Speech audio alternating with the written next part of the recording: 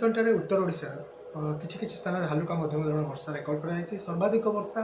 Mayurbhanj जिलार जामराठारे पाखापाखि 32 millimetre record होता बेले Keonjhar जोड़ाठारे 27.2 millimetre वर्षा record कर सहित रात्रि तापमात्रा देखा जदि समतल अंचल मध्य सर्वनिम्न रात्रि तापमात्रा नुआपड़ा थाए पाखापाखि 13 डिग्री पाखापाखि तापमात्रा रेकर्ड कर पहाड़िया अंचल कोरापुट में 9.4 डिग्री सेल्सियस रात्रि तापमात्रा रेकर्ड कर बलांगीर एवं जोटा रोच नयागढ़ में दृश्यमान दूरता 50 मीटर रही है जोटा कि सर्वनिम्न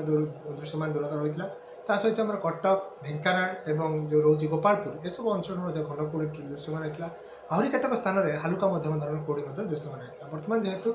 देखा ओडिशा उपकूलस्थ जो बंगोपसागर अंचल रोचे से अंचल गोटे घूर्चाबल सक्रिय रही जहाँ प्रभाव में जलीय बाष्पपूर्ण वायु क्रमागत भाव राज्य में प्रवेश करुच्ची जहाँ प्रभाव उपकूल ओडिशा समेत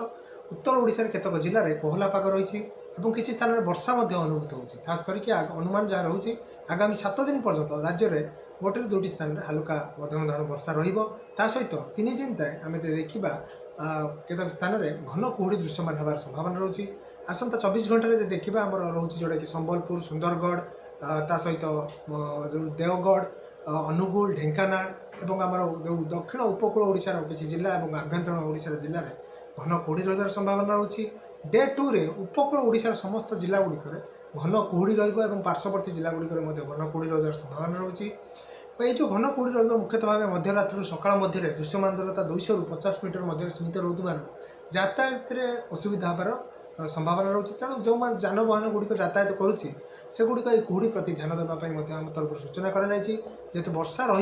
तापमात्रा विशेष परिवर्तन होना ना खास करके वर्तमान समय देखा राज्यर अधिकांश स्थान में तापमात्रा स्वाभाविक तुलन में अधिक रही है और यही प्रकार तापमात्रा आगामी 6-7 दिन पर्यंत लगी रही अर्थात शीतर कौन संभावना आगामी 6-7 दिन मध्य नहीं।